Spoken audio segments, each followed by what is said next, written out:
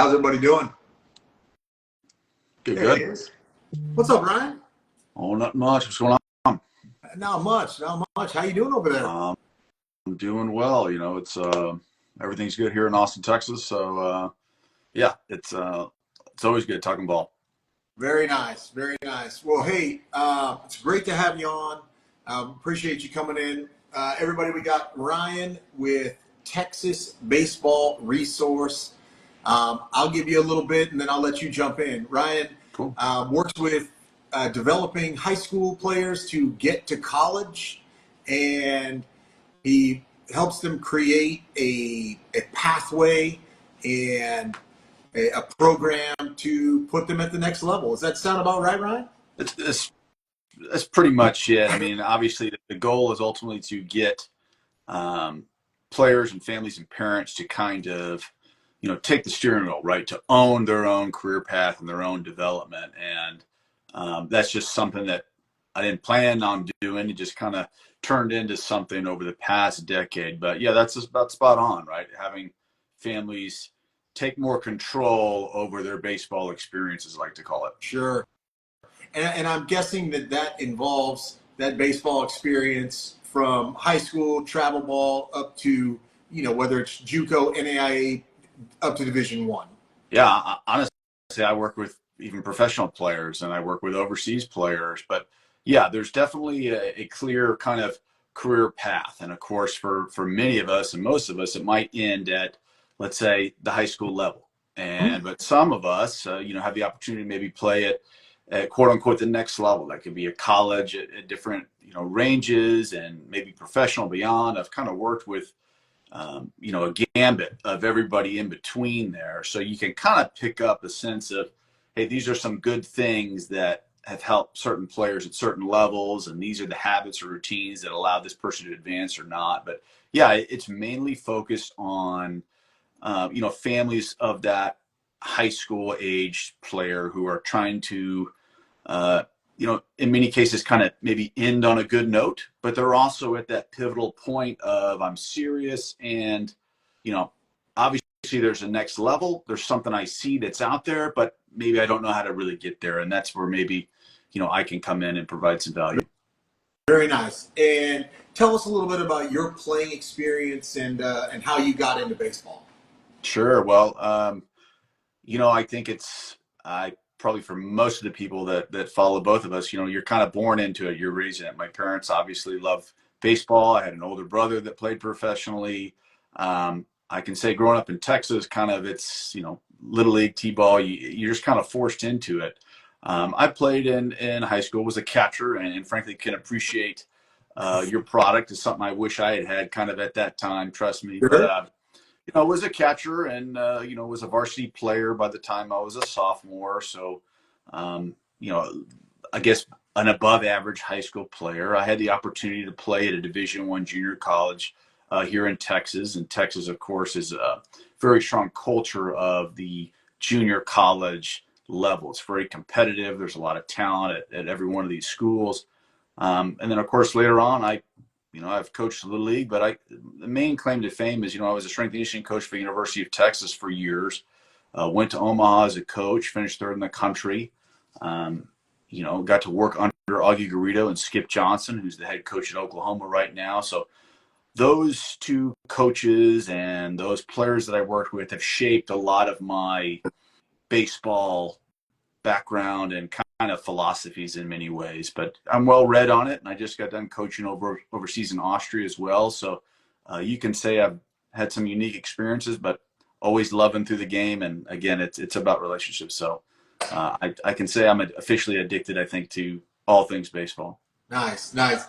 So coaching in Austria, what was that like? Yeah, so that was, I got to be honest with you, that was a fantastic opportunity and experience. And that's actually something that I've become a voice for with the players that I advise. Many of the guys that I've had when they were in high school are now wrapping up their college careers and maybe they're looking for that next thing. And, I didn't know that this was an option when I was playing. And there's a lot of great opportunities overseas, whether that's Europe, obviously the Asian countries are doing very well. Latin America, Australia, there's tons of opportunities out there. And I'm a pretty big regular at the ABCA, right? The American Baseball Coaches Association annual conference. And you meet so many people on those, those events. And I had the privilege of meeting Jimmy Jensen, who runs a company called Baseball Jobs Overseas. And COVID was wrapping up, and I knew I wanted to do something back in baseball full time, something unique. And I reached out to him and said, hey, now's a good time. And sure enough, he said, hey, there's something opening up in Austria. Would you be interested in? And we had a great phone call with these guys. And before you know it, I'm over in Austria. And it was a fantastic experience. I can't recommend that opportunity highly enough. It's a great experience. So it sounds like baseball is kind of taking that path that professional basketball overseas has that path has been there for college and have that opportunity to go to Austria or Australia. I have friends that have done that, and I did not know that was an option for athletes to play baseball in Europe. Me neither, and frankly, nobody does. And that's a big thing that I've done. I'm trying to do my part in championing that and getting that word out, because the truth is they're looking for that experience. They're looking for essentially coaches and people that can give back to the game to elevate, their level of play and their experiences on their home's, turf. Mm-hmm. And one of the ways to accelerate that learning curve that these countries have is, what can we get people from, frankly, more experienced baseball cultures, America, Canada, Latin America. And, they're looking for coaches and people, and part of the opportunity to play there, it's really more of a coaching, teaching experience, right? But you're going to have a whole lot of fun throughout that whole process. And yes, there is some very competitive baseball over there. Actually, it's full of guys that are minor leaguers, guys that played in the World Baseball Classic. So it is, it's not what we're used to, but it's definitely growing fast, and they're invested in it for sure. That's awesome. So share with us one of the biggest culture shocks you got when you first hit the ground. What's the one thing you were like, oh wow? Yeah, I mean, they the lifestyle, the pace that they live at. I'm actually going to say it's a huge. I found it refreshing, to be honest with you. Yeah. There's a saying that they work, they work to live, not live to work. It is wild to, businesses aren't open on Sunday.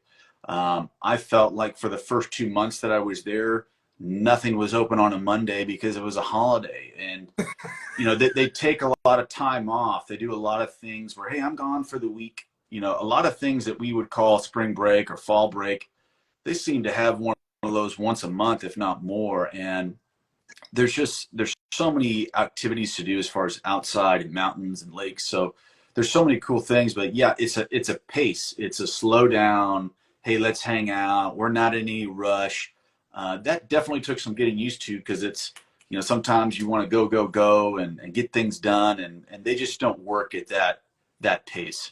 No, that's awesome, man. Like you said, it had to feel kind of refreshing to immerse yourself in that. At times, for sure. When it's a beautiful country and you want that extra time to go to the lake, check out the river, hike up with some friends, there's definitely a lot of good ways to, to fill some of that, I'll call busy time, Yep. With more kind of cool things to do, frankly. Yeah. Very nice. Well, let's talk a little bit about what you do, what Texas Baseball Resource is kind of all about. What are some things you see families, because that's kind of your focus, not just student athlete, but it's the whole family. What are some of the things you see that families could take away from this that they should stop doing? Sure.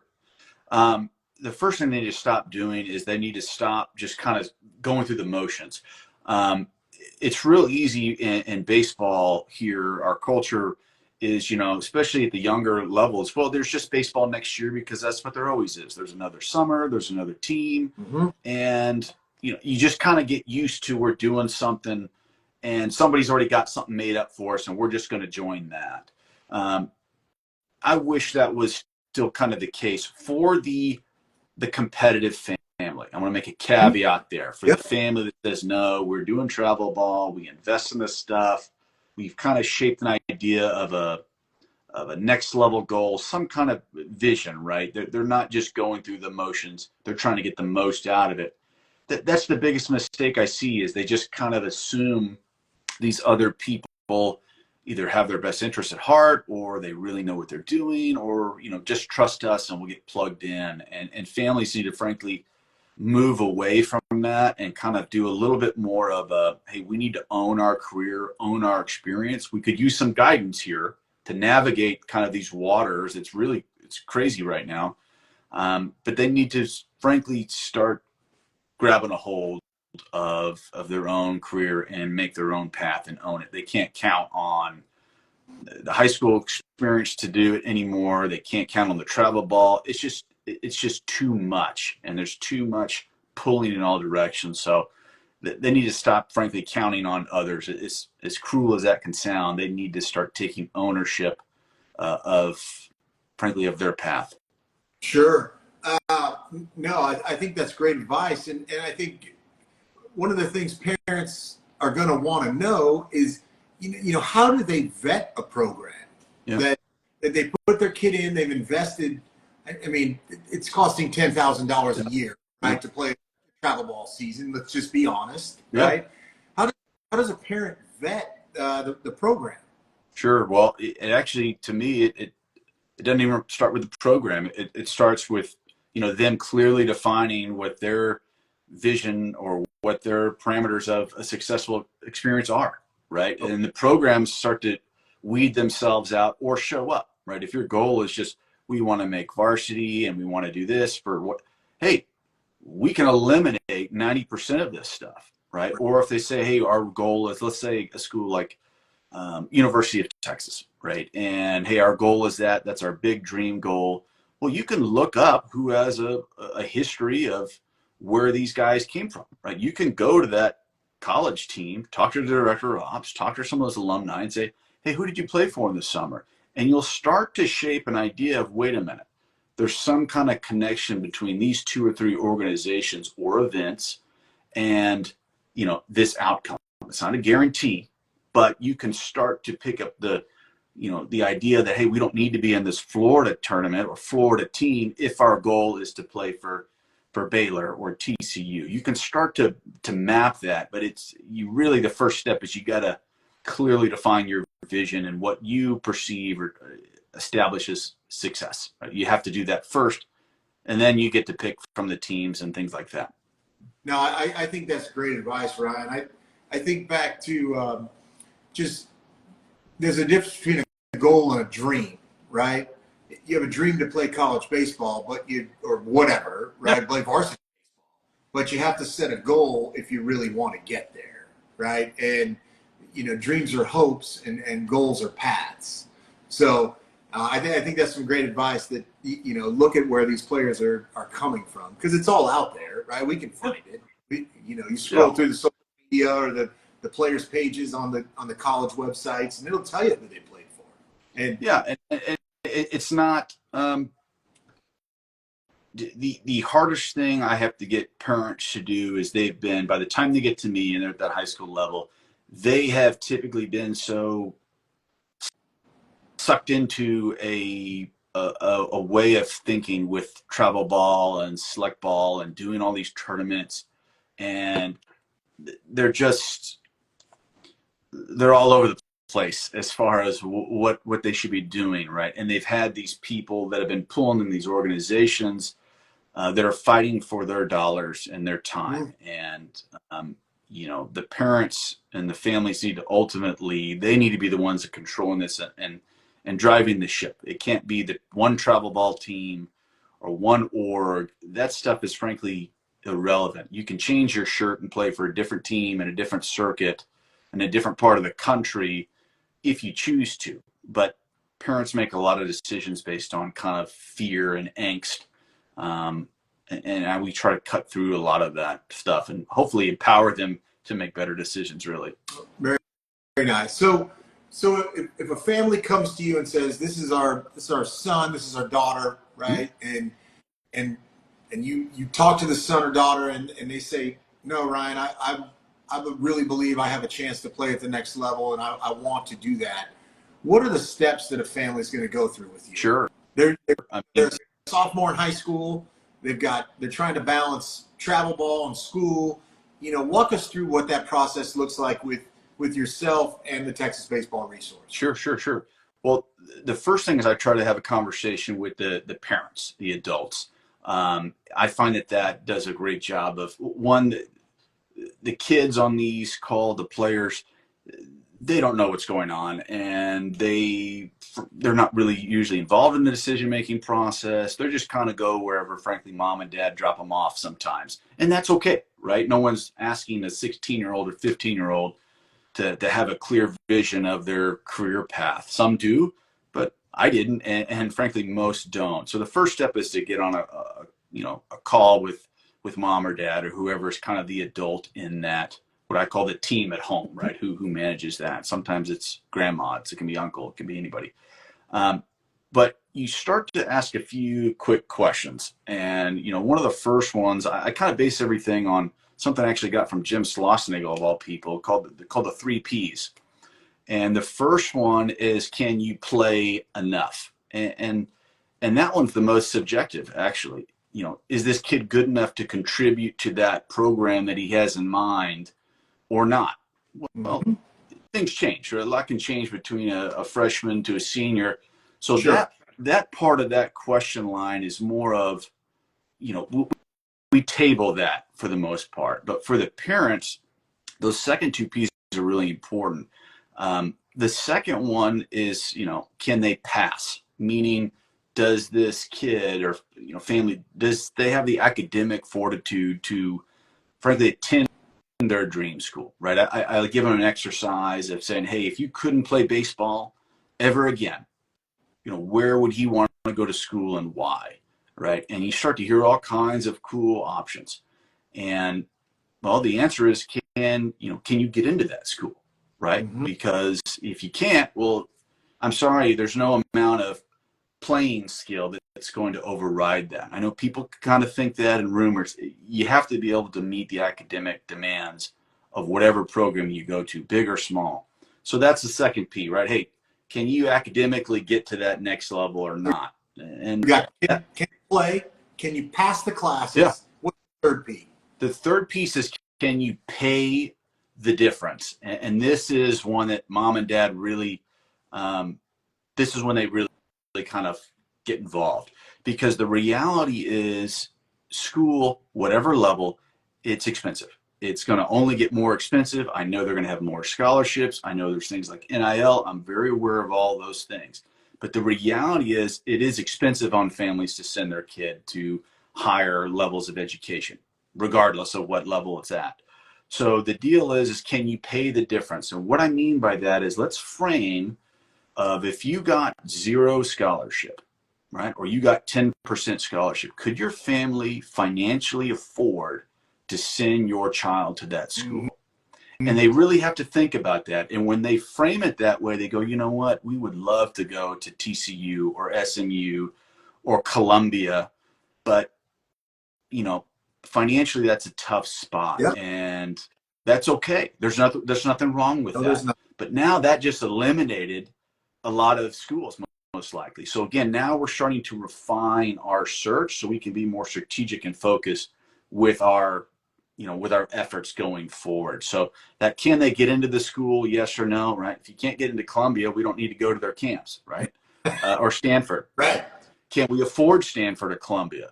No. Well, guess what? We just eliminated a good amount of schools, and we can focus in a more strategic and more effective manner. So those are the 3 things that really kind of narrow things down, but those final 2 are really relevant for parents, because they can make sense of those kind of conversations.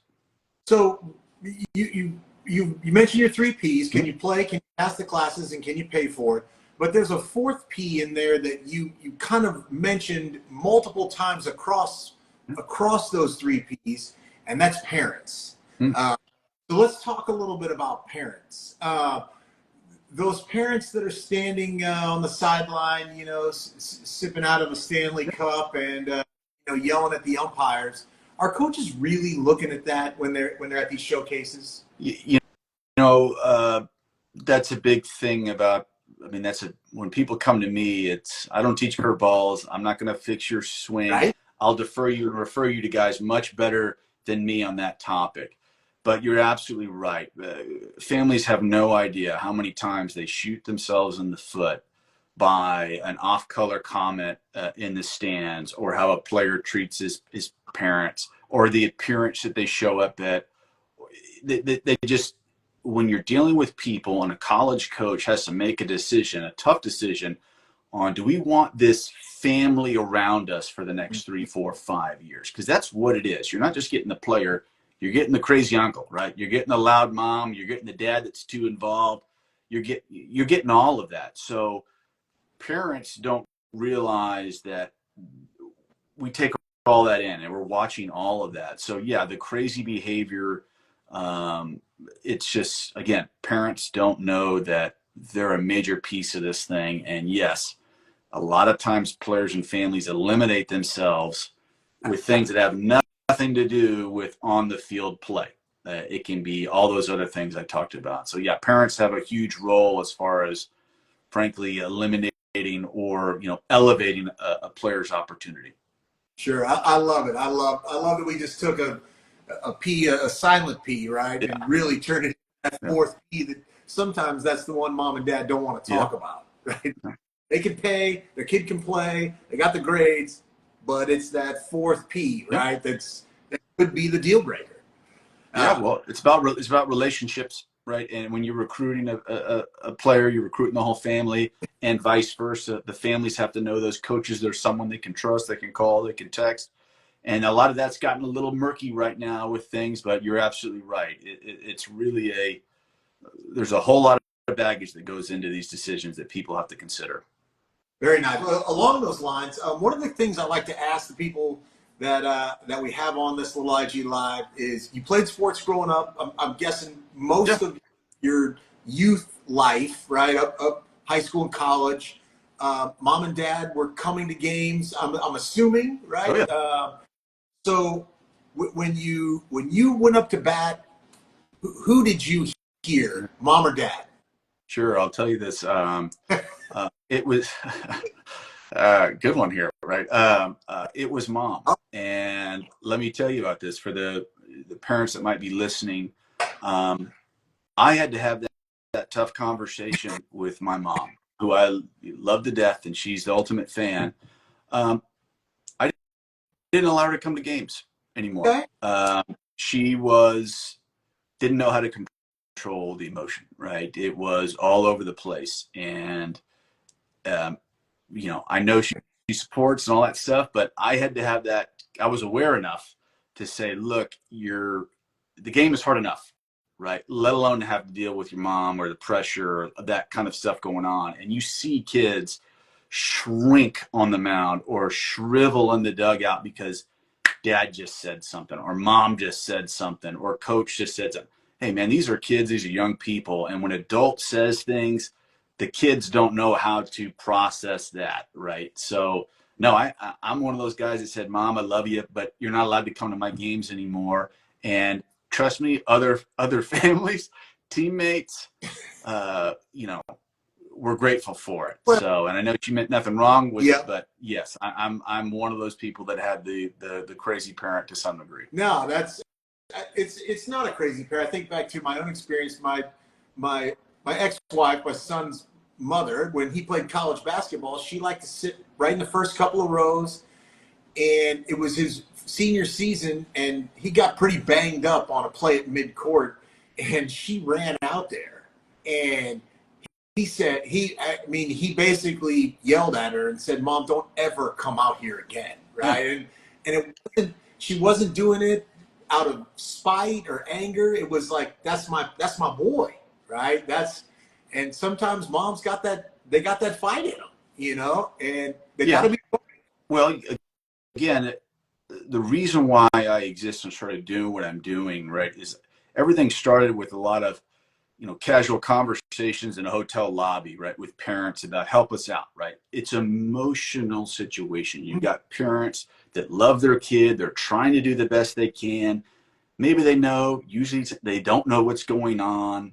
So they're it's an emotionally charged environment. You got people's kids and you got tough stuff going on. And not everybody handles that well. And just because people are adults, I mean, we're all trying to practice more emotional control, right? I mean, so asking kids to be dialed in and parents to be dialed in when emotions can run hot and you're dealing with people's children, the parents are a huge piece. And your example there, again, if I'm watching a kid, if I'm a college coach or I deal with it and I'm watching a kid throw 102 miles an hour on the mound, and if all of a sudden mom or dad starts barking at an umpire, it's over. I walk away. There's enough. There's too many kids, and that's harsh to say, but there's too many kids, and not enough time for these coaches.